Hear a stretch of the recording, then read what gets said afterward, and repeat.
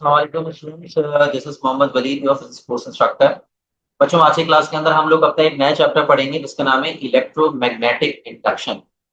तो ये आप लोगों के पास बहुत इंपॉर्टेंट चैप्टर है, जिससे रिलेटेड बहुत सारे एमसीक्यूज बन सकते हैं या बनते हैं। फिर इतने ज्यादा नहीं बनते कि 10-15 एमसीक्यूज आपको सिर्फ इसी चैप्टर के नजर आएंगे, लेकिन 2-3 एमसीक्यूज आपको 3-4 एमसीक्यूज हो सकता है कि इस चैप्टर से भूल जाए। तो कोशिश करते हैं कि मैं आपको बहुत अच्छे से अच्छा समझाऊं, आपको समझ में आए। ठीक है, ताकि आप इस चैप्टर की खूब प्रैक्टिस करें। जो मैं आपको थ्योरेटिकल कॉन्सेप्ट्स दे रहा हूँ उसको अच्छे तरीके से रिव्यू करें, और इंशाल्लाह ताला जब आप उसको एमसीक्यूज को सॉल्व करेंगे तो फिर आपसे तमाम एमसीक्यूज इंशाल्लाह ताला सॉल्व हो सकेंगे या हो जाएंगे। ठीक है, सबसे पहले तो हम बात करते हैं कि इनके नाम का मतलब क्या है। देखें, इलेक्ट्रोमैग्नेटिक, ये जो आपके पास वर्ड है इलेक्ट्रो, ये आपके पास चार्ज को रिप्रेजेंट कर रहा है, चार्ज को रिप्रेजेंट कर रहा है। मैग्नेटिक आपके पास एक मैग्नेटिक फील्ड को रिप्रेजेंट कर रहा है। ठीक है, अच्छा, अब ये जो इंडक्शन है, इंडक्शन का मतलब क्या है? देखिए भाई, इंडक्शन का मतलब होता है produce without physical contact, produce without physical contact. ठीक है, किसी चीज का पैदा हो जाना, किसी चीज का पैदा हो जाना, ये कहलाता है आपके पास इंडक्शन। तो इलेक्ट्रोमैग्नेटिक इंडक्शन की डेफिनेशन के ऊपर तो बात तो आएंगे। सबसे पहले तो हम लोग ये देखते हैं, सबसे पहले तो हम लोग ये देखते हैं कि इस डेफिनेशन के अंदर किन किन चीजों का जिक्र। ठीक है, ये किसको किसने डिस्कवर किया था। सबसे पहला की पॉइंट ये है, इट वाज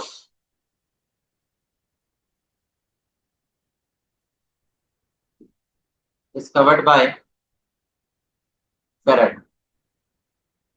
इसको फेराडे ने डिस्कवर किया था। ठीक है, अच्छा, अगर आपने इलेक्ट्रोमैग्नेटिक इंडक्शन समझना है, अगर आपने इलेक्ट्रोमैग्नेटिक इंडक्शन है समझना है, तो आपने एक छोटी सी चीज को रिव्यू करना पड़ेगा, क्योंकि हमने ऑलरेडी पिछले चैप्टर के अंदर समझी थी। प्रेयर इंफॉर्मेशन आपके पास होनी चाहिए अगर आप समझना चाहते हैं इलेक्ट्रोमैग्नेटिक इंडक्शन। ठीक है, तो मैं आपके साथ शेयर कर रहा हूँ कि वो प्रेयर इंफॉर्मेशन या प्रायर इंफॉर्मेशन क्या होनी चाहिए। ठीक है, अच्छा जी, तो देखें, प्रायर इंफॉर्मेशन ये होनी चाहिए आपके पास कि मैग्नेटिक फ्लक्स जब पैदा होता है उसकी कंडीशंस क्या क्या होती है। तो कंडीशंस ये होती हैं कि किसी भी कंडक्टर में से, किसी भी सरफेस में से अगर मैग्नेटिक फील्ड लाइंस क्रॉस हो रही हैं, क्या हो रही है बेटा, क्रॉस हो रही हैं, तो आपको मैग्नेटिक फ्लक्स मिलेगा। ठीक है, मिसाल के तौर पर ये आपके पास कॉयल है, एक कॉयल है, और यहाँ पे आपने ये मैग्नेट रखा हुआ है। ठीक है, मैग्नेट रखा हुआ है, तो मैग्नेटिक फील्ड लाइंस इस कॉयल में से क्या होंगी, क्रॉस होंगी। तो क्रॉस होने की वजह से, कट होने की वजह से आपको क्या मिलेगा, मैग्नेटिक फ्लक्स में चेंज मिलेगा, मैग्नेटिक फ्लक्स मिलेगा या मैग्नेटिक फ्लक्स में चेंज मिलेगा। अब स्टूडेंट कहते हैं सर चेंज कब आएगा। लेकिन चेंज आप इस तरीके से मैग्नेटिक फ्लक्स में लेकर आ सकते हो कि आप इस मैग्नेट को हिलाओ। ठीक है, आप इस मैग्नेट को हिलाओ या इस कंडक्टर को हिलाओ। ठीक है, ये जो आपको कंडक्टर नजर आ रहा है आप इसको हिलाओ।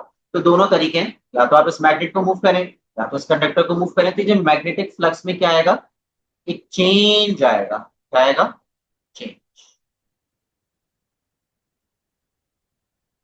ठीक है, मैग्नेटिक फ्लक्स में चेंज आएगा। तो तमाम स्टूडेंट्स जो कि मेरे लेक्चर को अच्छी तरीके से समझ रहे हैं, देख रहे हैं, समझ रहे हैं, सुन रहे हैं, तो मैं उनको बात बता दूं कि अगर मैग्नेटिक फील्ड्स किसी भी सरफेस में से, कंडक्टर में से, कॉइल में से पास हो रही हैं, तो आपको मैग्नेटिक फ्लक्स मिलेगा। अब वो मैग्नेटिक फ्लक्स चेंज कब होगा, जब आपके पास ये जो वायर है, वायर कह रहा हूँ, ये जो आपके पास कॉइल है, दैट इज द कॉइल, मैं इसकी बात कर रहा हूँ, इस कॉइल की बात कर रहा हूँ। ठीक है, जब आपके पास ये क्या करेगा, मूव करेगा, या आपके पास ये मैग्नेट मूव करेगा रिलेटिव टू द कॉइल, तो किसी एक सूरत के अंदर क्या होगा, किसी एक सिचुएशन में, किसी भी एक सिचुएशन में क्या होगा, मैग्नेटिक फ्लक्स में तब्दीली आएगी। अच्छा, ये तो बात हो गई। अब क्या होगा भाई, अब आप लोगों के पास मामला कुछ ये होंगे कि जी, अब आपके पास मामला कुछ ये होंगे कि जैसे ही मैग्नेटिक फ्लक्स में चेंज आता है तो होता क्या है। देखिए भाई, मैग्नेटिक फ्लक्स में जब भी चेंज आएगा, जब भी मैग्नेटिक फ्लक्स में चेंज आएगा, तो नतीजे में आपके पास एक फोर्स लगेगी, force is exerted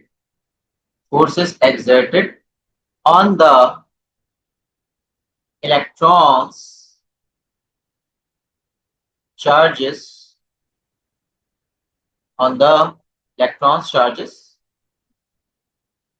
within a conductor.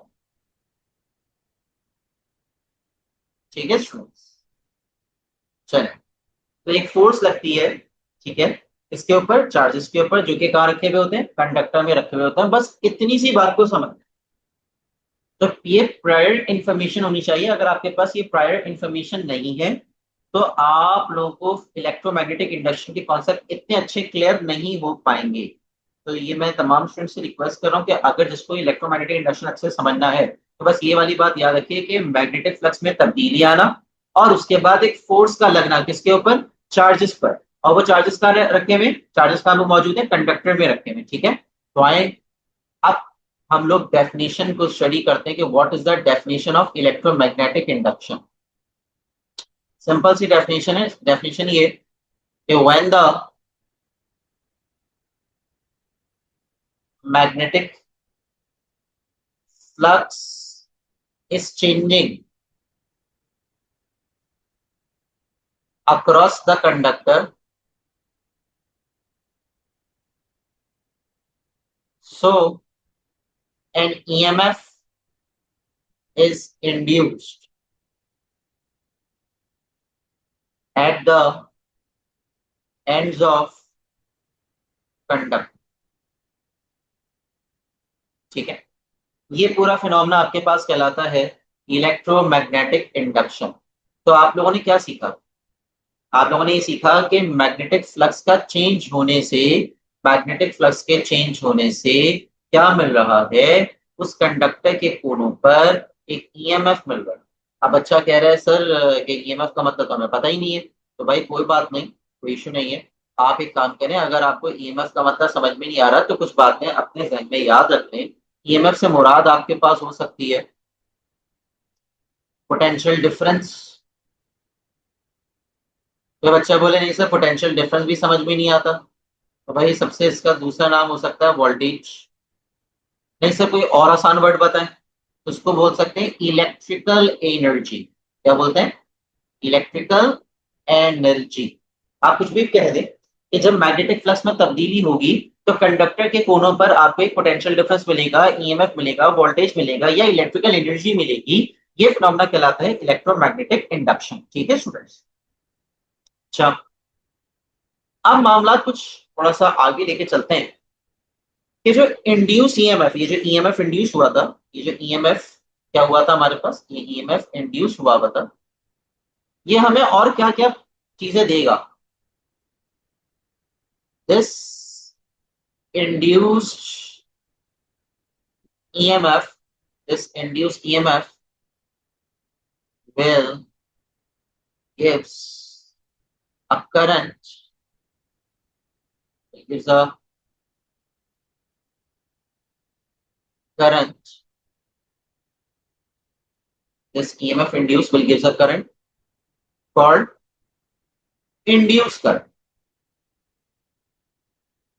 ठीक है स्टूडेंट्स, तो ये वाली बात याद रखिएगा कि जो आपका ईएमएफ है ये आपको और क्या मतलब, आपको ये वाली बात तो पता है ना कि वोल्टेज जहां पर प्रोड्यूस होता है, जहां पोटेंशियल डिफरेंस होता है, उसके बिटवीन क्या चीज चलती है, इलेक्ट्रॉन्स मूव करते हैं। जब इलेक्ट्रॉन्स मूव करते हैं तो आपको पता है कि करंट पैदा होता है। ठीक है, वो करंट कहलाता है आपके पास इंड्यूस करंट। ठीक है, इसके अलावा this induced current will produce a secondary magnetic field, a secondary magnetic field in its surrounding। क्या मतलब है, इसका मतलब ये है कि जो आपके पास इंड्यूस करंट है वो अपने सराउंडिंग में एक मैग्नेटिक फील्ड पैदा करेगा। अच्छा, इसको हम लोग मजीद डिस्कस करेंगे आगे अपने नेक्स्ट टॉपिक के अंदर। बस इस पॉइंट को याद रखिए, ये काम का पॉइंट है, ये वाला काम का पॉइंट है। इसके अलावा भी है काम के पॉइंट्स, लेकिन इसको तो लाजमी याद रखिए। अब जितना मैंने आप लोगों से ऊपर डिस्कस किया, डेफिनेशन डिस्कस की, उसको अगर हम लोग डायग्रामेटिकली समझ लें तो और अच्छा हो जाएगा। ठीक है स्टूडेंट्स, मैं जरा डायग्राम बना रहा हूँ आप लोगों के लिए, एक सेकंड दीजिएगा जरा।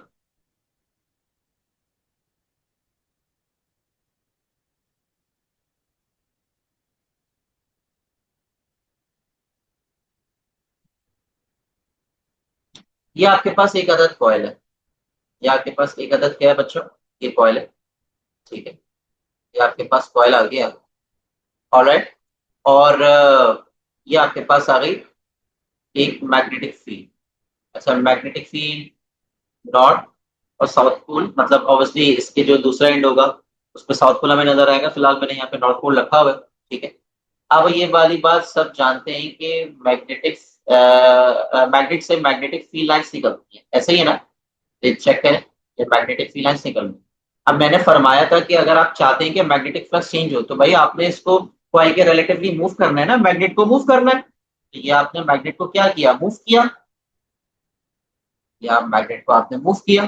ठीक है, और ऐसा भी हो सकता है कि आप इस मैग्नेट को अभी भी लेकर आ सकते हैं, दोनों दोनों का मतलब यही है कि मूवमेंट हो रही है, पर मूवमेंट में लेकर आना है। ठीक है, अच्छा, और हम लोग यहाँ पे एक एमीटर भी बना लेते हैं, एमीटर बना लेते हैं, मसला नहीं है।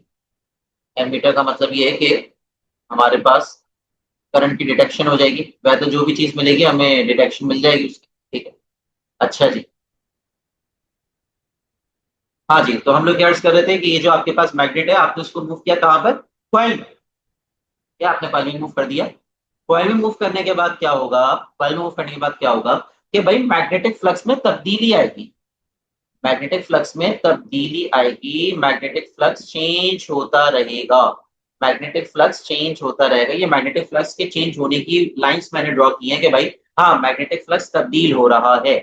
जैसे ही मैग्नेटिक फ्लक्स तब्दील होगा तो आपको वायर के कोनों पर, वायर के एंड्स पर आपको एक पोटेंशियल डिफरेंस मिलेगा। क्या मिलेगा?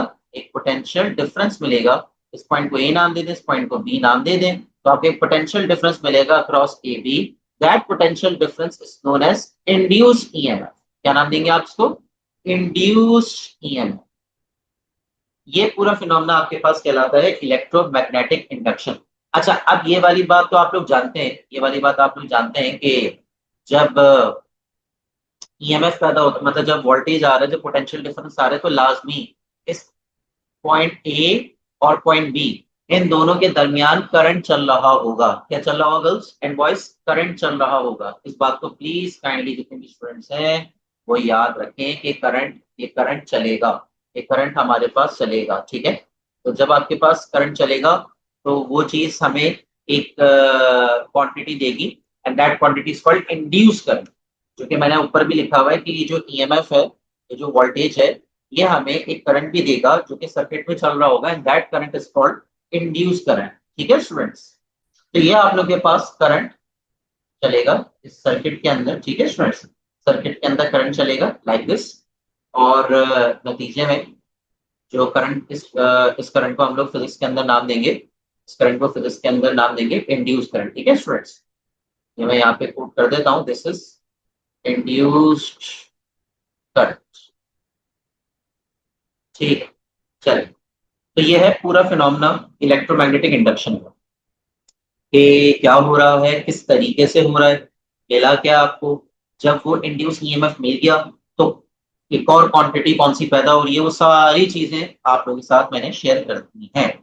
अच्छा, अब बात स्टूडेंट्स, ऑब्वियसली एक सवाल आता है स्टूडेंट्स के जहन में कि सर वलीद ये तो बता दें कि हमारे पास ये जो आपने इतनी सारी बातें अर्ज की हैं, इसमें ये करंट चल कैसे रहा है, ये पोटेंशियल डिफरेंस आ कैसे रहा है, थोड़ा सा ये भी बता दें। तो चले मैं आपको ये भी बता देता हूँ।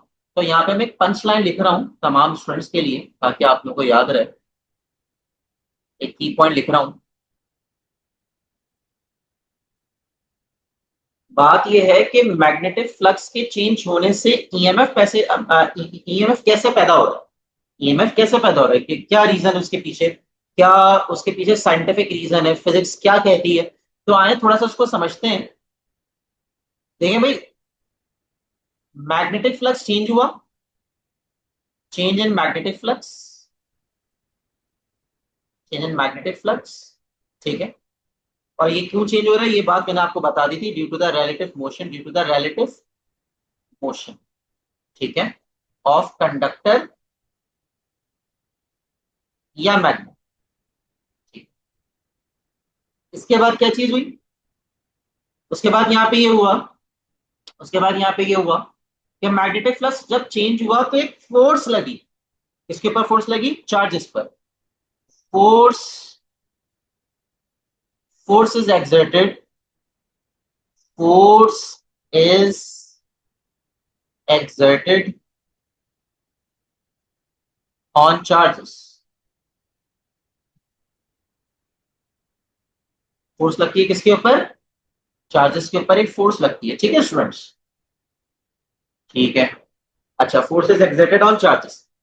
अब इस फोर्स ने क्या किया, इस फोर्स ने ये किया, इस फोर्स ने ये किया कि जब भी किसी भी ऑब्जेक्ट के ऊपर फोर्स लगे और वो सब्सटेंस, वो ऑब्जेक्ट, वो पार्टिकल डिस्प्लेस हो जाए, इसका मतलब क्या है कि आपने वर्क डन किया, क्या परफॉर्म किया, work done, work is done on charges. और जब आपने चार्जेस के ऊपर वर्क डन स्टोर किया, तो वो जो वर्क डन स्टोर हुआ वो इन अ फॉर्म ऑफ कौन सी एनर्जी की फॉर्म में उसमें स्टोर हो रहा है, it stores in a form of electric potential energy, electric potential energy की फॉर्म। और ये बेसिकली आपके पास कहलाता है पोटेंशियल डिफरेंस। क्या कहलाता है बच्चों, ये पोटेंशियल डिफरेंस, या जिसको आप कह सकते हैं इंड्यूस्ड ईएमएफ, ठीक है। तो ये रीजन, तो तमाम स्टूडेंट्स ने एक साइकिल तो समझ ली कि हो क्या रहा है, कि मैग्नेटिक फ्लक्स में चेंज आया, फोर्स लगी चार्जेस पे, चार्जेस के ऊपर फोर्स लगने का मतलब ये कि उसके ऊपर वर्क डन परफॉर्म हुआ, और जब चार्जेस के ऊपर वर्क डन परफॉर्म हुआ तो वर्क डन करने का मतलब क्या है कि आपने चार्ज पे एक एनर्जी स्टोर करवाई, और वो जो एनर्जी स्टोर करवाई वो कहलाएगी इलेक्ट्रिक पोटेंशियल एनर्जी, जिसकी वजह से क्या पैदा होता है, पोटेंशियल डिफरेंस क्रिएट होता है, ठीक है। And that is called induce EMF. ये है बड़ा इंपॉर्टेंट की पॉइंट जो कि मैंने आपके साथ शेयर किया। आए आगे बढ़ अब हम बात करते हैं factors affecting the induce EMF, factors affecting the induce EMF, ठीक है। कुछ सिंपल से फैक्टर्स हैं, उसको जरा रिव्यू कर लेते हैं, देन उसके बाद हम लोग आगे बढ़ेंगे। सबसे पहला जो फैक्टर है कि जो ईएमएफ है किसके ऊपर डिपेंड कर रहा है, तो भाई देखिएगा, ये जो ईएमएफ है, इंड्यूस ईएमएफ है, it depends on the it is directly proportional to the number of turns of a coil, number of turns of coil, ठीक है, कि कितना कॉइल आपके पास, कितना कॉइल में तब्दीली आ रही है, कितनी कॉइल, सॉरी कितने नंबर ऑफ टर्न्स ज्यादा है, sorry I want to refresh my words, EMF is directly proportional to the number of turns of coil. कि लेट सपोज आपके पास एक कॉइल है जिसमें दो नंबर ऑफ टर्न्स हैं, और एक आपके पास कॉइल है जिसमें ज्यादा नंबर ऑफ टर्न्स हैं, तो ईएमएफ का मैग्नीट्यूड ज्यादा obviously greater number of turns वाले कॉइल में होगा, ठीक है। इस बात को याद रखिएगा, क्यों, इसी रीजन क्या है कि भाई देखें, जितना ज्यादा नंबर ऑफ टर्न्स होंगे उतना ही मैग्नेटिक जो फील्ड है वो फील्ड लाइंस गुजरेंगी, और जितनी मैग्नेटिक फील्ड लाइंस क्रॉस होगी कंडक्टर से तो उतना ही मैग्नेटिक फ्लक्स मिलेगा, और वो फिर उतना ही चेंज होगा, ठीक है। अगली बात, EMF is directly proportional to the area of cross section of conductor, area of cross section of conductor। क्या मतलब है स्टूडेंट्स, भाई इसका मतलब यहाँ पे ये है, इसका मतलब यहाँ पे ये है कि अगर आपके पास एक कॉइल है, उसका एरिया आपको ये नजर आ रहा है, ठीक है, इसमें नंबर ऑफ टर्न्स कम है, ये भी लिख देता हूँ, इसमें नंबर ऑफ टर्न्स ज्यादा है, जी।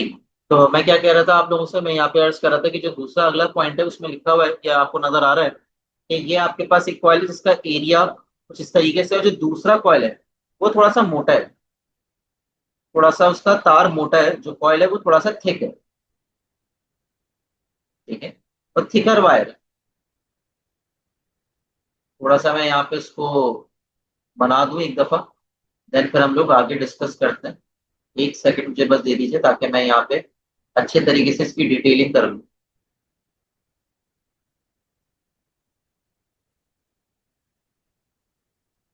ठीक है स्टूडेंट्स, तो अब आपको यहाँ पे नजर आ रहा है कि भाई यहाँ पे एरिया ऑफ क्रॉस सेक्शन कम है और यहाँ पे एरिया ऑफ क्रॉस सेक्शन ज्यादा है। तो भाई देखें, जितना ज्यादा एरिया ऑफ क्रॉस सेक्शन होगा उतनी ही मैग्नेटिक फील्ड लाइंस के कट होने के, पास होने के चांसेस बढ़ जाएंगे। और जब ज्यादा चांसेस बढ़ जाएंगे तो ऑब्वियसली ईएमएफ का मैग्नीट्यूड भी बढ़ जाएगा। सो इट मींस कि EMF is lesser in less cross sectional area and EMF is greater in greater cross sectional area. ठीक है, और याद रखिएगा ई का मतलब ईएमएफ है। ऑलराइट, आगे बढ़ते हैं। अगली बात आपके पास यहाँ पे ये आ रही है, EMF is directly proportional to the EMF is directly proportional to the strength of magnetic field, या आप उसको ये भी कह सकते हैं magnetic flux density. Magnetic flux density क्या मतलब है स्टूडेंट्स? मतलब आपके पास यहाँ पे ये है कि ईएमएफ का ताल्लुक बी के साथ क्या है, डायरेक्टली प्रोपोर्शनल। कैसे भाई? तो सिंपल सी बात है कि ये आपके पास एक कॉइल आ गया, ये आपके पास एक कॉइल है, ठीक है, ये आपके पास कॉइल है, और ये आपको एक मैग्नेट नजर आ रहा है, दिस इज अ मैग्नेट, और मैग्नेट में से मैग्नेटिक फील्ड लाइंस निकलती है। अच्छा जी, अगर मैं सेम कॉइल यही रखता हूँ, यही सेम कॉइल है, कॉइल में कोई तब्दीली नहीं हुई है, कॉइल वही है, लेकिन जो मैग्नेट है उसकी स्ट्रेंथ बढ़ गई है। चेक कीजिएगा, उसकी स्ट्रेंथ बढ़ गई है, ठीक है। अब ऑब्वियसली कि जो उसमें से मैग्नेटिक फील्ड लाइंस निकलेंगी उसकी स्ट्रेंथ ज्यादा होगी, उसकी स्ट्रेंथ बच्चों क्या होगी?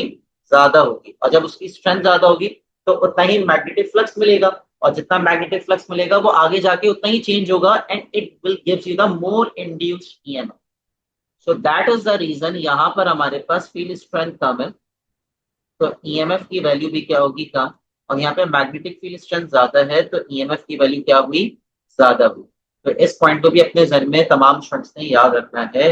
ये तीन बड़े खास इंपॉर्टेंट की पॉइंट्स हैं, ठीक है। अच्छा, इसके अलावा एक और मैं की पॉइंट लिख रहा हूं, EMF is directly proportional to the speed of moving conductor या मैग्नेट रिलेटिवली। क्या मतलब है स्टूडेंट्स का? भाई इसका मतलब यही है कि ज्यादा जितना आप ज्यादा स्पीड मतलब मोशन बढ़ाएंगे, बिकॉज आपको याद होगा हमने इससे पहले जो डिस्कस किया कि मैग्नेटिक फ्लक्स में तब्दीली लेकर आनी है तो आपने मैग्नेट को मूव करना पड़ेगा, आपने मैग्नेट को क्या करना पड़ेगा? मूव करना पड़ेगा। तो भाई आप जितना मूव करेंगे, जितना आप मूव करेंगे उतना ही ज्यादा मैग्नेटिक फ्लक्स में तब्दीली आएगी, और जितना ज्यादा मैग्नेटिक फ्लक्स में तब्दीली आएगी उतना ही ज्यादा आपको ईएमएफ मिलने की प्रोबेबिलिटी बढ़ जाएगी। So it means that if you are moving to and fro the magnet, या कॉइल को अगर आप मूव कर रहे हैं ज्यादा से ज्यादा, तो मैग्नेटिक फ्लक्स ज्यादा से ज्यादा तब्दील होगा। इस बात को अपने जहन में बिठाएं, ठीक है। एग्जाम्पल मैं बना देता हूं ताकि याद रहे, ठीक है। और एक आपके पास ये है एग्जाम्पल, कॉइल वही है, कॉइल में कोई तब्दीली नहीं हो रही, कॉइल में कोई तब्दीली नहीं हो रही। अलबत्ता जो आपके पास मैग्नेट है, अब आप उसको बहुत तेजी से मूव कर रहे हैं। अगर आप लोग देखें तो ये स्पीड का मैग्नीट्यूड है, और यहाँ पे ये स्पीड का मैग्नीट्यूड है, तो आपको नजर आ रहा होगा एरो मैंने वो कहाँ बड़ा बनाया, और उसकी दूसरी वाली डायग्राम, तो ये क्या शो कर रही है? और उसकी ये शो कर रही है कि हमारे पास दूसरे वाले सिचुएशन में स्पीड का मैग्नीट्यूड ज्यादा है। तो जितना ज्यादा स्पीड का मैग्नीट्यूड होगा उतनी मैग्नेटिक फ्लक्स में तब्दीली होगी, और जितनी ज्यादा तब्दीली होगी उतनी आपको ज्यादा ईएमएफ मिलेगा। तो ये आपके पास बड़ा इंपॉर्टेंट की पॉइंट है, इसको अपने जहन में याद रखें। ठीक है स्टूडेंट्स, चलिए आगे बढ़ता हूं मैं। नेक्स्ट आप लोग के पास जो काम आ रहा है वो ये आ रहा है कि methods, what are the methods, what are the what are the different methods of induction of EMF। कौन कौन सा तरीका है जिससे हम लोग ईएमएफ इंड्यूस कर सकते हैं, वो भी बिल्कुल लास्ट में हम लोग समझेंगे। ठीक है भाई, जो सबसे पहला मेथड है वो आपके पास कहलाता है जनरेटर इफेक्ट। क्या कहलाता है वो? Generator effect. बच्चों जनरेटर इफेक्ट में क्या होता है? जनरेटर इफेक्ट के अंदर ये होता है, जनरेटर इफेक्ट के अंदर कुछ आपके पास कुछ कॉन्सेप्ट ये होते हैं कि कॉइल मूव करता है, कंडक्टर मूव करता है, कहां पर, कहां मूव करता है? एक यूनिफॉर्म स्टैटिक मैग्नेटिक फील्ड के अंदर। ठीक है, बात को मैं लिख देता हूं। When the conductor is moving relative to the static uniform magnetic field।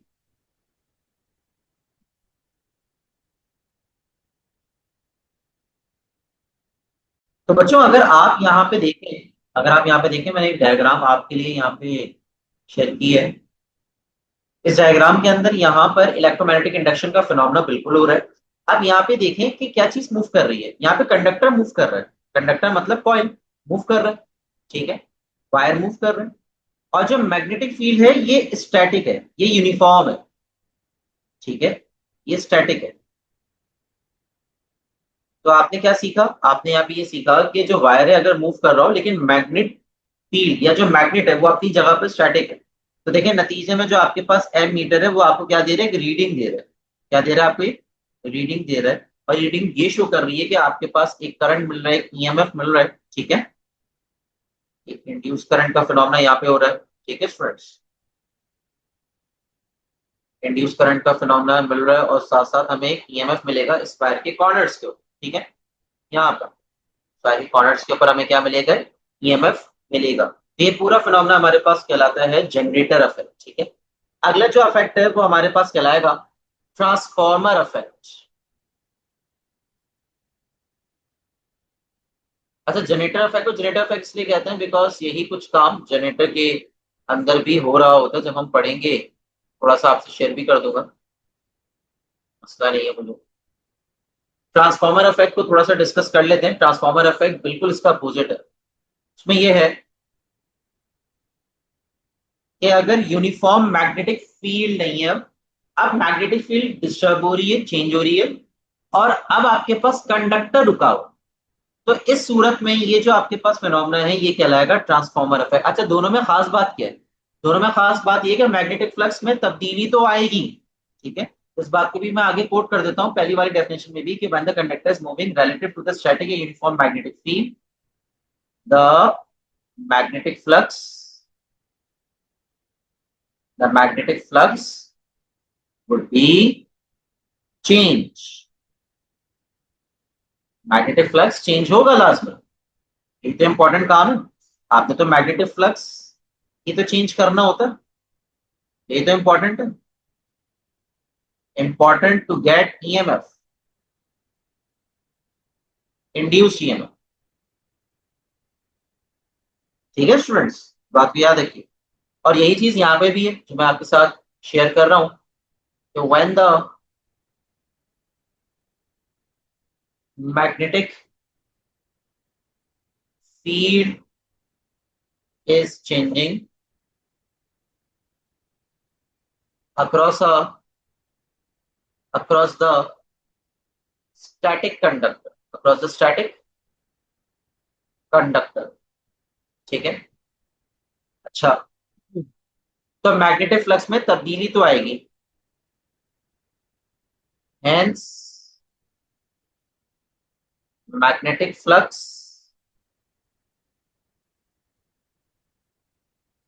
changing, और ये जरूरी है, it is very important, it is important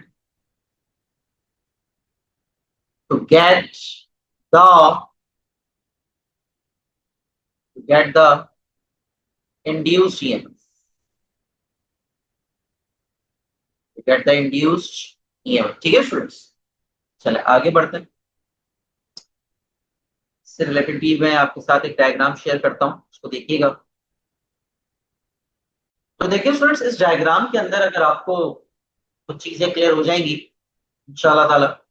यहाँ पर आपके पास वही है, ट्रांसफॉर्मर इफेक्ट ट्रांसफॉर्मर से ही रिलेटेड है, लेकिन हमें कॉन्सेप्ट समझना है, ट्रांसफॉर्मर नहीं समझना। ट्रांसफॉर्मर तो हम समझेंगे जब वो टॉपिक स्टार्ट करेंगे, ठीक है।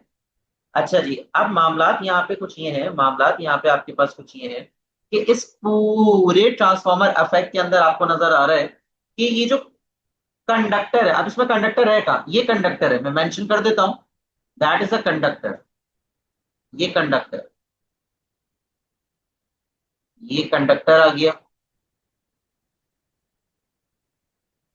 ये कंडक्टर है, और ये कंडक्टर रेस्ट पर है, रुका हुआ है, ये चल नहीं रहा, ठीक है। अच्छा, अब हरकत में क्या है, क्या चीज चेंज हो रही है, तो आए जरा वो भी समझ लेते हैं। भाई यहाँ पर आपके पास एक एसी इनपुट वोल्टेज है, ये मुसलसल करंट चेंज हो रहा है। मुसलसल करंट क्या हो रहा है, चेंज।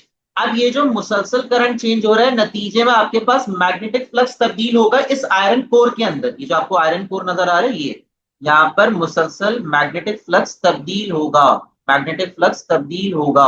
और ये जो मैग्नेटिक फ्लक्स तब्दील होगा, नतीजे में जो आपके पास जो दूसरा एंड है, दूसरा कॉइल है या दूसरा हिस्सा है, राइट रीजन है, वहां पर आपको एक ईएमएफ मिलेगा, जिसको आप कह सकते हैं इंड्यूस वोल्टेज या इंड्यूस्ड ईएमएफ।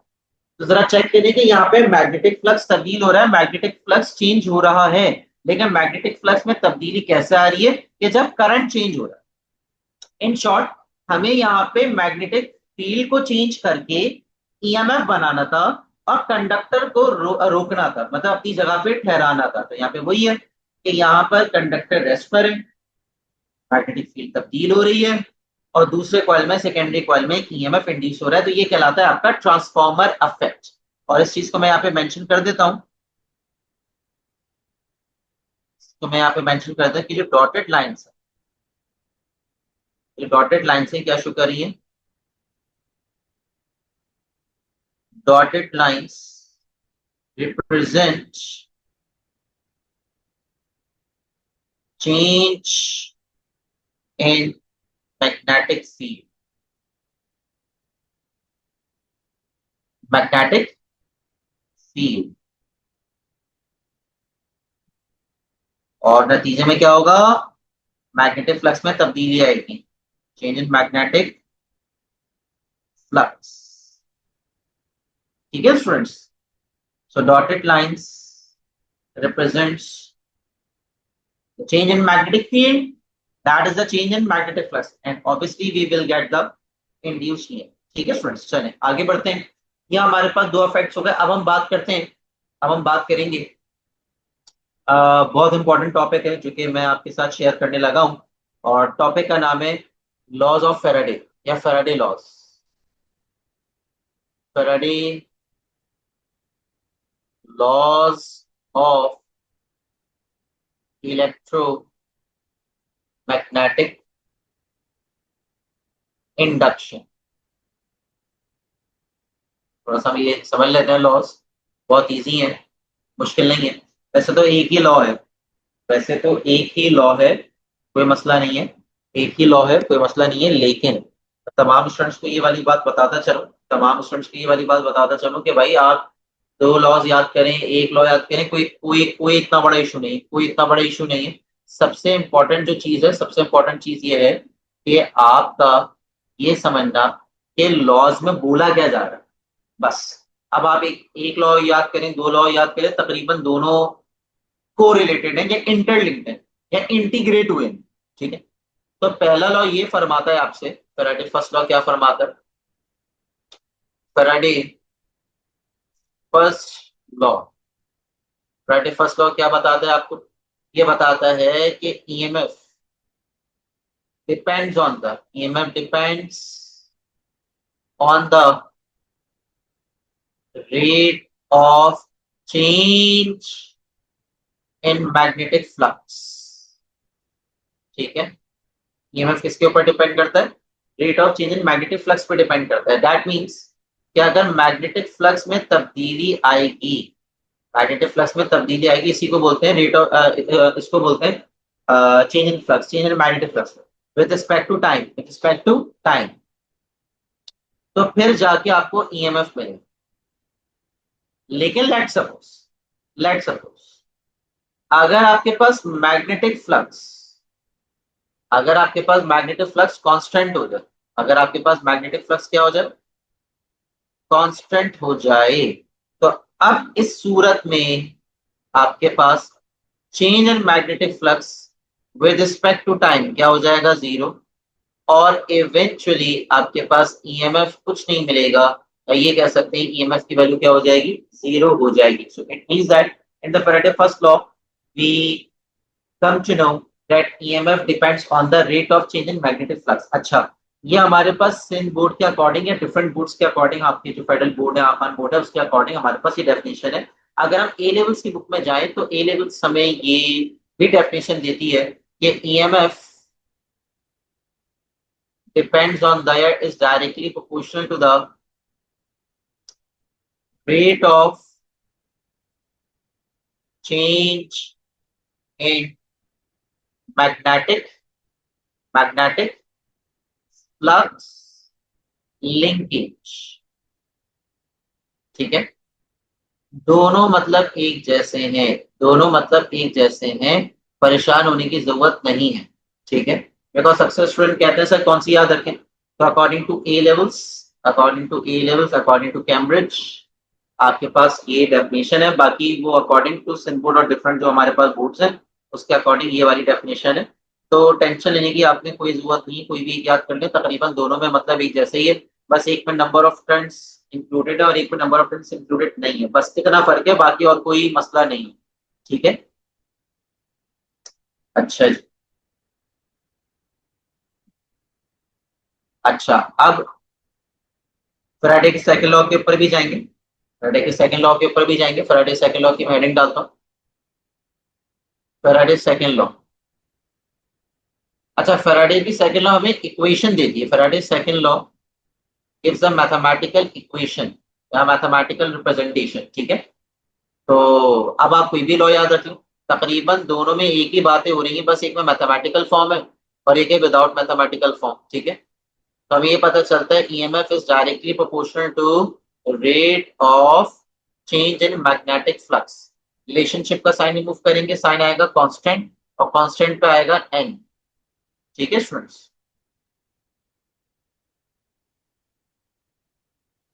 अच्छा, अब ये जो टर्म लिखी हुई है ना, ये इस पूरी टर्म को नाम देते हैं change in magnetic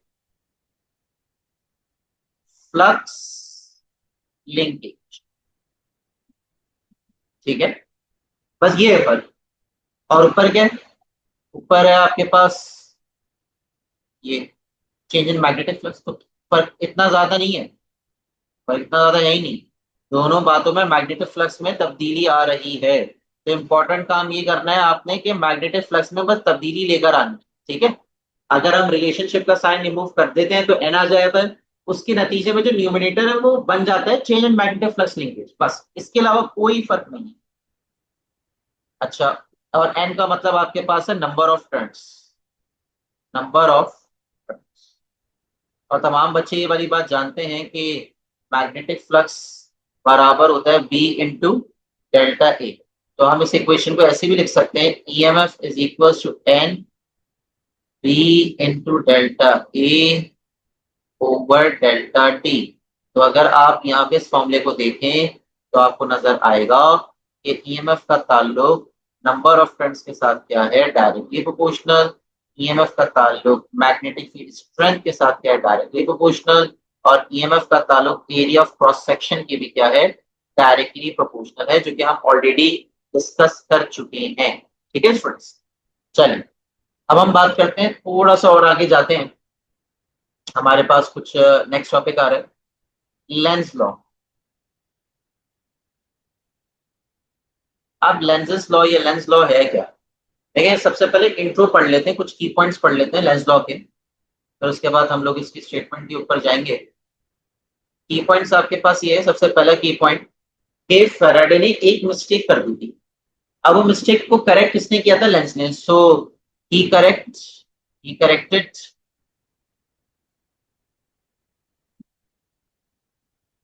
Faraday law, he corrected Faraday law of electromagnetic induction। ठीक है, उसके बाद he satisfies law of conservation of energy। तो law of conservation of energy को सेटिस्फाई किया था किसने? लेंस ने। ठीक है, ऑलराइट, आगे बढ़ते हैं। आगे आपके पास यहाँ पे ये है कि he gives the he gave the direction of induced current। ठीक है स्टूडेंट्स, तो ये कुछ तीन चार बातें हैं जो कि लेंस ने बताई थी। सबसे पहले तो हम लोग ये काम करते हैं कि हम लोग ये समझ लेते हैं कि फैराडे की खामी क्या थी। उससे हमें तमाम जो की पॉइंट्स हैं वो हमें समझ में आ जाएंगे। देखें, मैंने आप लोगों को ये लास्ट क्लास के अंदर भी बात बताई थी, अगर आप लोगों को याद हो, कि ये जो फैराडे था, इसने बात बताई थी ईएमएफ पैदा हो जाता है, ठीक है, करंट पैदा हो जाता है जिसको इंड्यूस करंट बोलते हैं, ठीक है। इसके अलावा एक और बात थी कि मैग्नेटिक फील्ड पैदा होती है करंट के सराउंडिंग में, ये कंडक्टर के सराउंडिंग में, उस करंट की वजह से। और जो कि पॉइंट मैंने आपको ऑलरेडी समझाया हुआ है, अगर आपने नोटिस किया हो किसी। देखें, इस पे स्टार बनाया हुआ है, मैंने आपको ये वाली बात बोली थी ना, this induce current will produce a secondary magnetic field in its surrounding. ये चीज बड़ी खतरनाक है, बिकॉज इसी से हमारे पास कुछ चीजें सॉल्व होंगी जो कि अनफॉर्चुनेटली फैराडे करेक्ट नहीं कर सका। ठीक है, तो इस बात को भी हम कोट करते हैं। उससे पहले हम स्टेटमेंट लिख देते हैं। स्टेटमेंट समझने से पहले मैं आपको एक एनालॉजी एग्जांपल दे रहा हूं। एनालॉजी एग्जांपल, भाई एनालॉजी एग्जांपल आपके पास कुछ ये है कि सन किल्स फादर। अब मैं, जो सन है, ये है यहां पर ईएमएफ, इंड्यूस ईएमएफ। और ये फादर है, ये है आपके पास change in magnetic flux, change in magnetic flux. इसका मतलब क्या है कि फादर की वजह से बेटा आया दुनिया में, लेकिन उल्टा बेटे ने ही वालिद को अपोज किया, किल किया। समझ में आ रहा है? तो किल के अलावा आप अपोज भी लिख सकते हैं, मसला नहीं है। हम यहाँ पे खैर इतनी मुश्किल बात नहीं पढ़ रहे हैं, परेशान नहीं होइएगा। सन अपोजेस द फादर भी कह सकते हैं, या किल्स भी वो कर सकते हैं, समझने के लिए एनालॉजी एग्जांपल है। इसका मतलब क्या है? अब अगर हम लोग इसकी स्टेटमेंट को समझें तो स्टेटमेंट ये है कि ईएमएफ ऑलवेज अपोजेस या tries to resist the cause which produces it. कि ईएमएफ हमेशा उस वजह को अपोज करेगा, रेजिस्ट करेगा, जिसकी वजह से वो खुद पैदा हुआ था। ये है इसकी एक अदद स्टेटमेंट। अब इसको समझने के लिए आए हम लोग, एक एग्जांपल मैं आपके साथ शेयर कर रहा हूं, गौर से सुनिए ताकि आपको कुछ चीजें क्लियर हो। ठीक है स्टूडेंट्स, चलिए अब हमारे पास यहाँ पे आ रहा है, ये कॉयल आ गया। ठीक है। और आप यहाँ से एमीटर कनेक्ट करनी है, कुछ भी लगा दें, एमीटर लगा दें। चलिए, और ये आपके पास आ गया मैग्नेट, नॉर्थ पोल। ठीक है, मैग्नेट से मैग्नेटिक फील्ड लाइंस निकलती हैं, ये भी बात हम जानते हैं। ठीक है, मैग्नेट से मैग्नेटिक फील्ड लाइंस निकलती हैं, ये वाली बात हम जानते हैं, इस बात को अपने ध्यान में बिठा लें। अच्छा, अब क्या होगा भाई? अब आपके पास ये होगा कि जब आप इसको करीब लेके जाएंगे, जब आप इसको करीब लेके जाएंगे तो ऑब्वियसली मैंने आपको सारी बातें समझाई थी कि मैग्नेटिक फ्लक्स में तब्दीली आएगी। ठीक है, मैग्नेटिक फ्लक्स चेंज हो रहा है, मैग्नेटिक फ्लक्स तब्दील हो रहा है, मैग्नेटिक फील्ड लाइंस तब्दील हो रही है। ठीक है। अच्छा, ये क्या रिप्रेजेंट कर रहा है? Change in magnetic flux. ये ब्लू लाइंस किसको रिप्रेजेंट कर रही है? चेंज इन मैग्नेटिक फ्लक्स को। और ये आपके पास मैग्नेट करीब और दूर जा रहा है। ठीक है, मूवमेंट, मोशन में। कौन? मैग्नेट। अच्छा, अब क्या होगा नतीजे में? आपको पता है, एक ईएमएफ मिलेगा, एक पोटेंशियल डिफरेंस मिलेगा। आपको क्या मिलेगा? एक पोटेंशियल डिफरेंस मिलेगा, जो कि ऑलरेडी हमने पढ़ा था। उसको आप क्या नाम देते हैं? ईएमएफ नाम देते हैं। यहाँ पे कोट कर देता हूँ, एक ईएमएफ मिलेगा। ठीक, इन दोनों पॉइंट से अक्रॉस एक ईएमएफ मिलेगा। अच्छा, अब जब ईएमएफ मिलता है तो तमाम स्टूडेंट्स को ये वाली बात पता है कि हमारे पास एक करंट भी पैदा होगा। उस करंट को हम लोग नाम देते हैं इंड्यूस करंट। ये वाली बात तो हमने पहले भी पढ़ी थी, कोई इसमें कोई नई बात मैं कर ही नहीं रहा। इसमें कहीं पर भी कोई नई बात है ही नहीं। स्टूडेंट्स प्लीज काइंडली इस बात को याद रखें। ठीक है। अच्छा जी, अब करंट चल रहा है, करंट चल रहा है आपके पास। ठीक है, करंट आपके पास चल रहा है, करंट चल रहा है, ये आपके पास करंट चल रहा है। ठीक है स्टूडेंट्स, करंट आ रहा है, ये आपके पास आ गया इंड्यूस करंट।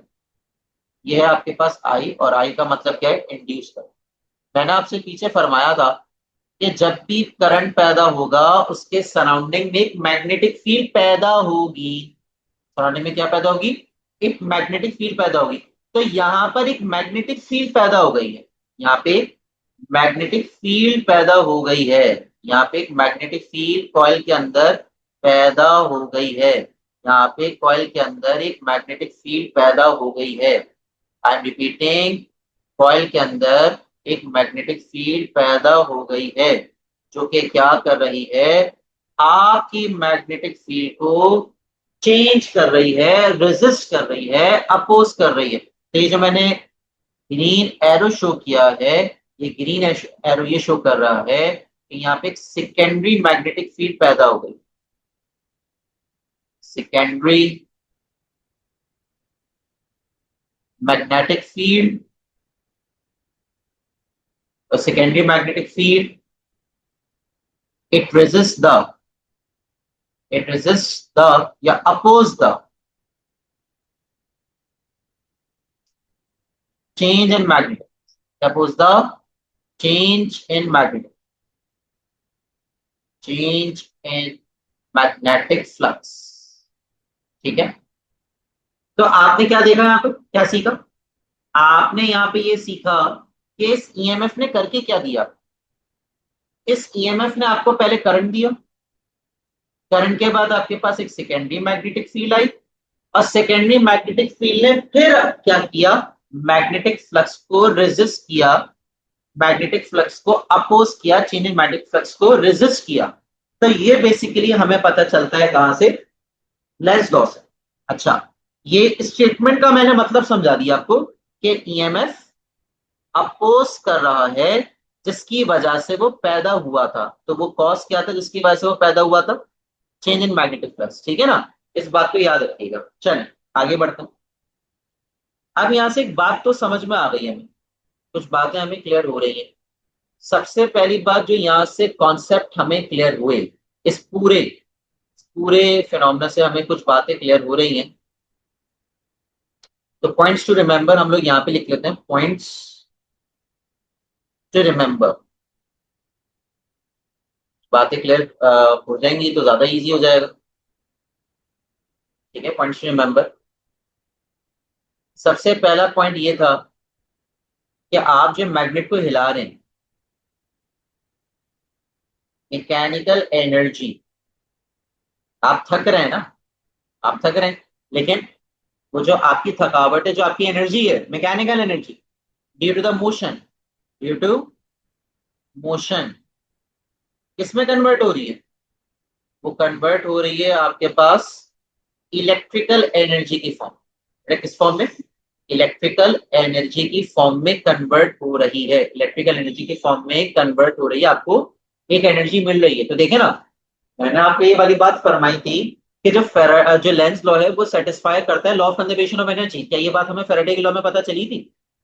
और उसने तो बोला था कि इलेक्ट्रिकल एनर्जी पैदा होती है। तो भाई इलेक्ट्रिकल एनर्जी तो मतलब अगर आप लोग law of conservation of energy को पढ़ें तो आपको पता चलेगा कि energy can neither be created nor be destroyed but can change one form to another. इसका मतलब क्या है कि the mechanical energy is entirely converted into the electrical energy. ठीक है। इसके बाद एक और चीज की कन्वर्जन मिल रही है आपको, एक और चीज की कन्वर्जन मिल रही है कि magnetic energy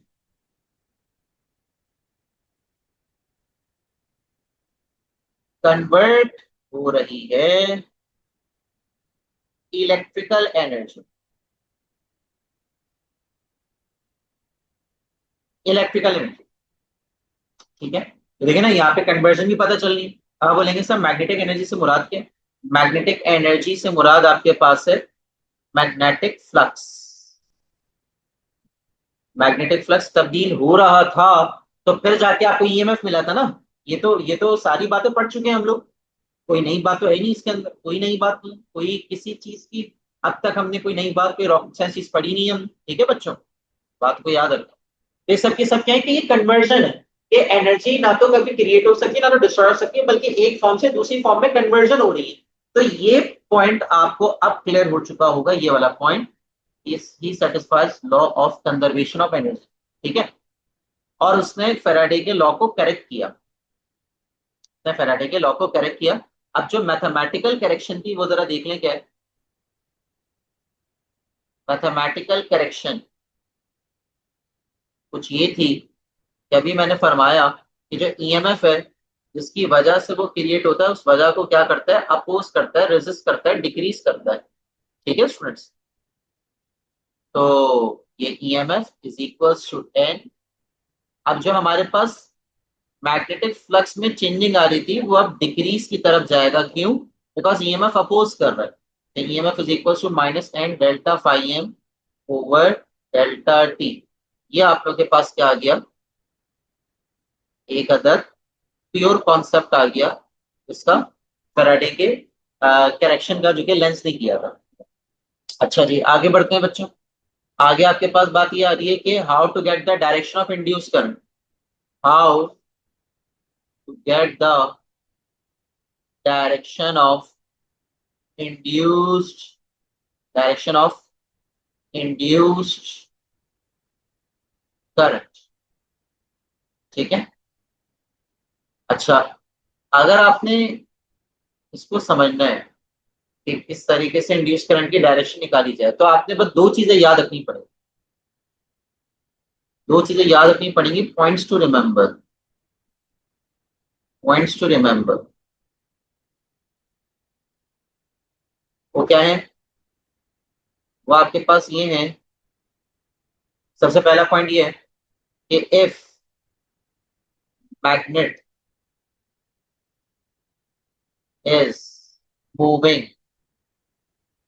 towards coil, so we feel repulsion। we feel what? we feel repulsion। Next चीज क्या समझनी है हमें? नेक्स्ट चीज हमें ये समझनी है कि इफ मैग्नेट, से मैग्नेट इज मैग्नेट है, if magnet is moving away from coil, so we feel attraction। ठीक है, बस ये वाली बातें आपने याद रखनी। ठीक है। अब मैं आपको यहाँ पे बता रहा हूँ कि किस तरीके से इंड्यूस करंट की डायरेक्शन निकालते हैं। तो बच्चों इस डायग्राम से आपको बहुत इजीली समझ में आ जाएगा कि हो क्या रहा है। कि किस तरीके से आपने रूल को समझना है, कौन सा रूल हम फॉलो करेंगे। Basically the rule which we are using is called right hand curl rule. ठीक है, हम लोग कौन सा रूल यूज कर रहे हैं? Right hand curl rule use कर रहे हैं। तो मेरे बच्चों, ये जो राइट हैंड कर्ल रूल है, जो राइट हैंड कर्ल रूल है, इस राइट हैंड कर्ल रूल को अगर आपको समझना है तो जो शुरू के जो 2 पॉइंट्स मैंने लिखे हुए हैं ना, उसको बस अपने जहन में याद कर लें, फिक्स कर लें। ठीक है, और जो कि आप लोगों को यहाँ पे भी राइट हैंड रूल नजर आ रहा होगा।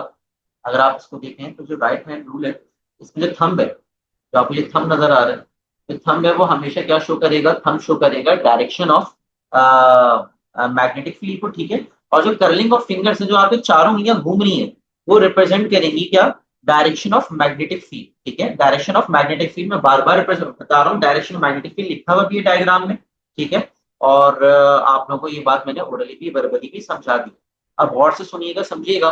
देखें, ये पहला केस है आपके पास, ये पहला केस है। दूसरा केस है, जब आप इस मैग्नेट को करीब लेके जाएंगे, टूवर्ड्स लेके जाएंगे, कहाँ लेके जाएंगे? टूवर्ड्स। जब आप इस मैग्नेट को टूवर्ड्स लेके जाएंगे, करीब लेके जाएंगे, तो क्या होगा? आपको रिपल्जन महसूस होगी। क्या महसूस होगी बच्चों? रिपल्जन। अब रिपल्जन महसूस हो क्यों रही है? देखें, ये बात तो मैंने आपको बता दी थी कि यहाँ पर एक करंट पैदा हो रहा है इस कॉइल के अंदर, और जो कि एक सेकेंडरी मैग्नेटिक फील्ड पैदा करेगा। अब कॉमन सेंस क्या कहती है कि यहाँ पे जो सेकेंडरी मैग्नेटिक फील्ड पैदा होगी, जो यहाँ पे सेकेंडरी मैग्नेटिक फील्ड पैदा होगी कॉइल के अंदर, कॉइल के अंदर जो सेकेंडरी मैग्नेटिक फील्ड पैदा होगी, वो आपके पास उसका पोल प्रोड्यूस होगा नॉर्थ पोल। कौन सा पोल बच्चों? नॉर्थ पोल प्रोड्यूस होगा। और जो कि यहाँ पे लिखा हुआ भी है नॉर्थ पोल, ये आपके साथ शेयर किया हुआ है। और नॉर्थ पोल में से मैग्नेटिक फील्ड लाइंस निकलती हैं। नॉर्थ पोल में से मैग्नेटिक फील्ड लाइंस निकलती हैं। मैं रिपीट कर रहा हूँ, नॉर्थ पोल में से मैग्नेटिक फील्ड लाइंस निकलती हैं। I am repeating, north pole में से मैग्नेटिक फील्ड लाइंस निकलती हैं, जो कि आपको ये नजर आ रहा है। ये आ गई, ये आपके पास सेकेंडरी मैग्नेटिक फील्ड आ गई। कौन सी मैग्नेटिक फील्ड आ गई? Secondary magnetic. तो अब आपने क्या करना है? अब आपने यहाँ पे ये करना है कि सेकेंडरी मैग्नेटिक फील्ड की डायरेक्शन नोट करें। तो सेकेंडरी मैग्नेटिक फील्ड की डायरेक्शन नोट करनी है। Note down the direction of secondary magnetic field, secondary magnetic field. उसके बाद क्या करेंगे? ये थंब है, मतलब आपको थंब बता देगा, थंब आपको बता देगा कि डायरेक्शन किसकी तरफ है। या ये कह सकते हैं कि थंब से पता चल जाएगा कि डायरेक्शन किस तरफ रखनी है। अब आपको पता चल गया कि जो थंब है वो इस तरफ है, थंब आपके पास इस तरफ है। तो जो कर्लिंग ऑफ फिंगर्स है, ये आपको बताएगा डायरेक्शन ऑफ इंड्यूस करंट। तो मैं सब चीजों को मिटा रहा हूँ ताकि आपको नजर आ जाए। ऑलरेडी यहाँ पे नॉर्थ पोल लिखा हुआ है, तो मुझे दोबारा से अंदर बनाने की जरूरत नहीं है। ये आपके पास नॉर्थ और साउथ पोल शो कर रहा है कि यहाँ पे जो अंदर सेकेंडरी मैग्नेटिक फील्ड है, उसका कौन सा पोल प्रोड्यूस हो रहा है।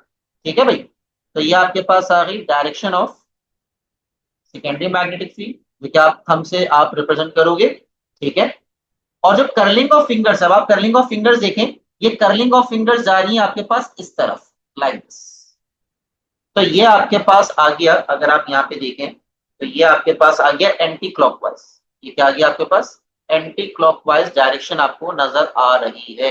सो दैट मीन्स ये करंट यहाँ से चलना स्टार्ट होगा, ऊपर आएगा, और ये एंटी क्लॉकवाइज होते हुए यहाँ पे एंड हो जाएगा। ठीक है, so it gives you the direction of induce current. So that means कि यहाँ पे जो इंड्यूस करंट की डायरेक्शन है वो है anti clockwise, anti clockwise direction of induce current, anti clockwise direction of induce current, direction of induced current. ठीक है स्टूडेंट्स, इस बात को तमाम स्टूडेंट्स से याद रखना है, इसको मैं मिटा रहा हूं। ठीक है, चलिए, ये आपके पास बात हो गई सारी की सारी। अब हम बात करते हैं, अब हम बात करेंगे कि जो दूसरा सिचुएशन, दूसरी सिचुएशन है, उसमें हो क्या रहा है बच्चों? दूसरी सिचुएशन में आपके पास ये हो रहा है कि अब आप इस कॉइल को, इस मैग्नेट को अवे लेके जा रहे हैं। बेटा कहाँ लेके जा रहे हैं? आप अवे लेके जा रहे हैं, दूर लेके जा रहे हैं। ठीक है, अब जब आप दूर लेके जाएंगे तो आपको, अभी मैंने ऊपर बता दिया था कि व्हाट यू फील अट्रैक्शन। ठीक है, ये बात हम ऑलरेडी डिस्कस कर चुके हैं। What you feel attraction. तो जब आपको अट्रैक्शन महसूस होगी तो उसका मतलब क्या है कि अंदर जो पुल प्रोड्यूस हुआ हुआ होगा वो प्रोड्यूस हुआ हुआ होगा साउथ। ठीक है। अब साउथ पोल में मैग्नेटिक फील्ड लाइंस एंटर होती है लाइक साउथ पोल पे मैग्नेटिक फील्ड लाइंस एंटर होती हैं। मैं रिपीट कर रहा हूँ, साउथ पोल पे मैग्नेटिक फील्ड लाइंस एंटर होती है लाइक इस तरीके से। ये आपके पास साउथ पोल में जो मैग्नेटिक फील्ड लाइंस एंटर होती है वो उसकी डायरेक्शन आपको मिल गई। सो दैट मीन्स कि इस एंड के ऊपर आपको नजर आएगा साउथ पोल। ठीक है। ये आपके पास आ गई डायरेक्शन ऑफ, ये आपके पास क्या आ गई, direction of induced magnetic field. ठीक है। ये आपके पास आ गई direction of induced magnetic field, that is a south pole. और अब आप यहाँ पे राइट हैंड रूल यूज करें तो आपको पता चलेगा कि जो करंट है वो अब आपके पास चल रहा है यहाँ पर इस डायरेक्शन में चल रहा है, जो कि आपके पास क्या है, क्लॉकवाइज। क्या है बच्चों, क्लॉकवाइज। अच्छा, एक और बड़ी इंपॉर्टेंट बात कि आपने देखना कहां से, आपने कॉइल को उस तरफ से देखना है या इस तरफ से देखना है। तो याद रखिएगा, जहां पर आपका हाथ होता है, जहां पर जिस साइड पे आपका हाथ होगा उस हाथ उसके रिस्पेक्ट से आप देखेंगे। तो यहाँ पे जो आपको टर्निंग मिल रही है वो आपके पास टर्निंग मिल रही है क्लॉकवाइज। ठीक है स्टूडेंट्स।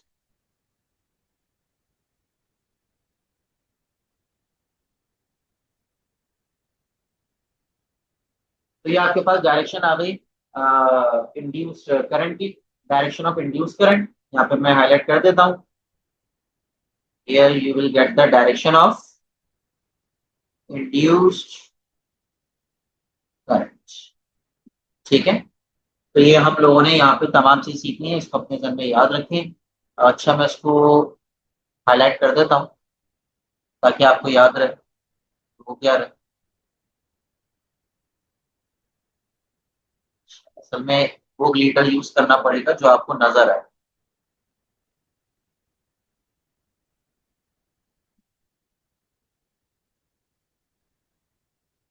चलिए,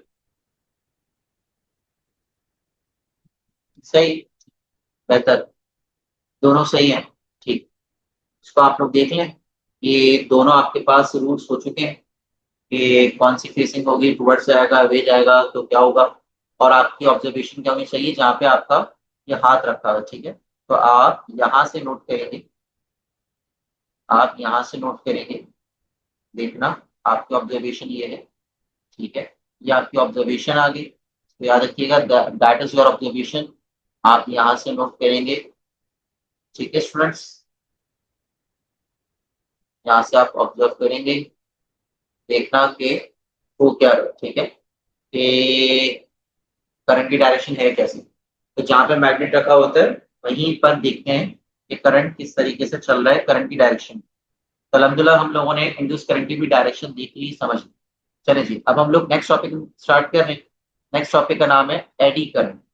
तो ये मुश्किल टॉपिक नहीं है, बहुत इजी टॉपिक है, मजेदार टॉपिक है। इसको समझ के फिर हम लोग टाइप्स ऑफ इलेक्ट्रोमैग्नेटिक इंडक्शन की तरफ आते हैं। ठीक है स्टूडेंट्स। तो स्टूडेंट्स हम लोग ये कह रहे थे कि एडी करंट का कॉन्सेप्ट क्या है। तो एडी करंट बेसिकली आपके पास एक सर्कुलेटिंग करंट होता है, सर्कुलेटिंग करंट। एडी करंट हमारे पास एक सर्कुलेटिंग करंट होता है। अच्छा, ये एक्सीडेंशियली प्रोड्यूस होता है, it is produce accidentally in a it is produce accidentally in a metal plate. ठीक है। when magnetic flux is changing, when magnetic flux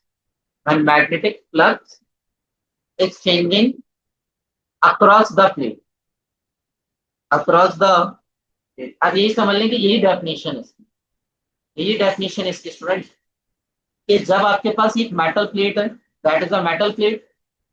अब तो इस मेटल प्लेट में क्या हो रहा है कि कंटिन्यूअसली मैग्नेटिक फ्लक्स तब्दील हो रहा है। अब स्टूडेंट सवाल करता है सर मैग्नेटिक फ्लक्स तब्दील कैसे हो रहा है। तो भाई यहाँ पे देखिए, यहाँ पे आपको एक कॉइल नजर आ रहा है, इस कॉइल में आपने एक लगाया है एसी सोर्स। अब एसी सोर्स मुसलसल करंट चेंज करता है, और मुसलसल करंट चेंज होने की वजह से आपके पास क्या होगा, मैग्नेटिक फ्लक्स में, मैग्नेटिक फील्ड में तब्दीली होगी। और जैसी मैग्नेटिक फील्ड में तब्दीली होगी, मैग्नेटिक फ्लक्स चेंज होगा, मैग्नेटिक फ्लक्स तब्दील होगा, flux is changing. Magnetic flux is changing due to the change in current. Due to change in current by AC source. By the source? AC source. ठीक है student. और जब आपके पास magnetic flux change होगा तो उसका इफेक्ट आपको नजर आएगा मेटल प्लेट में, यहां पर, इस जगह पर। तो इस जगह पर आपके पास क्या हो रहा है, इस जगह पे मैग्नेटिक फ्लक्स में तब्दीली आ रही है। अब ये बात आपको पता है कि जहां पर मैग्नेटिक फ्लक्स तब्दील होगा वहां पर लाजमी लाजमी आपको एक ईएमएफ मिलेगा और साथ साथ आपको एक करंट मिलेगा। ऑब्वियसली हम लोगों ने ये वाली बात समझी थी कि यहाँ पर मतलब जब भी किसी भी कॉइल में करंट चेंज होता है मतलब मैग्नेटिक फ्लक्स की तब्दीली आई और हमें एक ईएमएफ मिला, ठीक है। तो यहाँ पर हमें एक अदद ईएमएफ भी मिलेगा, ठीक है। हमें यहाँ पर एक ईएमएफ भी मिलेगा और उस ईएमएफ की वजह से एक सर्कुलेटिंग करंट आएगा। That circulating current is called eddy current. देखिए ना, ये सर्कुलेटिंग करंट है, सर्कुलेटिंग करंट। तो सर्कुलेटिंग करंट आपके पास यहाँ पर पैदा हो रहा है इस मेटल प्लेट के अंदर। That is called eddy current, ठीक है। चलिए अगली बात को चलते हैं। How to reduce it, how to reduce it.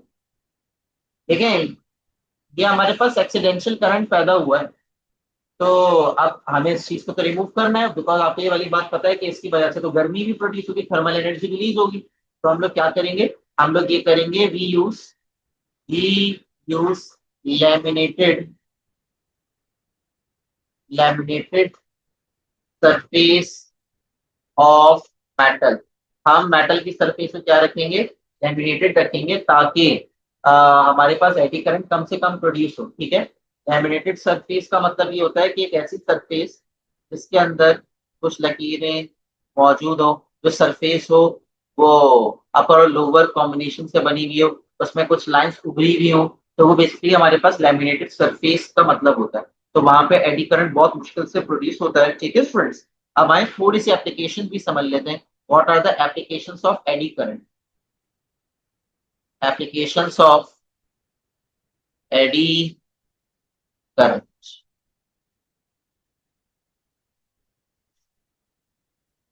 देखिए स्टूडेंट्स, हमारे पास यहाँ पे दो एप्लीकेशंस हैं और बहुत अच्छी एप्लीकेशंस है। एक आपके पास है magnetic damping,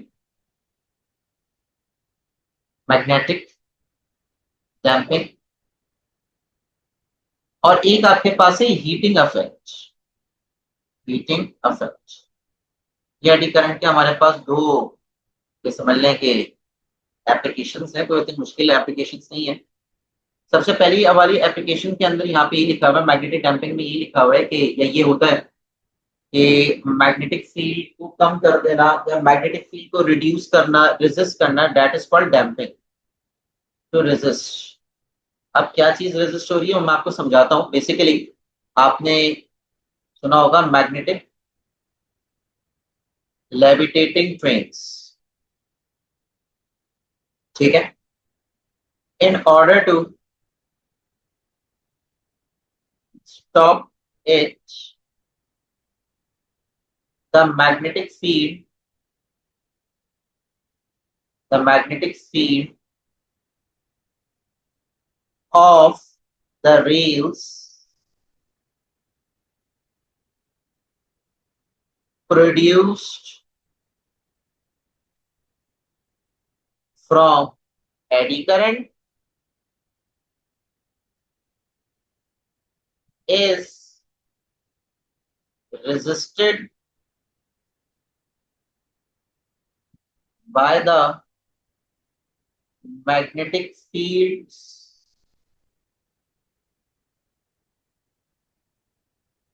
under the base of train। तो अगर आप यहाँ पे देखें, लेट सपोज ये आपके पास एक ट्रेन ट्रेन का ये बॉटम पार्ट दिखाया हुआ है, ट्रेन का बॉटम पार्ट दिखाया हुआ है, ठीक है।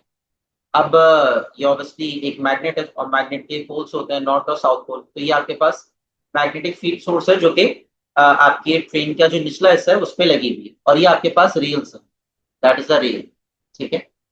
अब मामला यहाँ पे ये है कि इस रेल्स में एक करंट पैदा हो रहा है जिसको आप क्या कह सकते हैं, एडी करंट। ठीक है बच्चों। अब वो जो एडी करंट है, उस एडी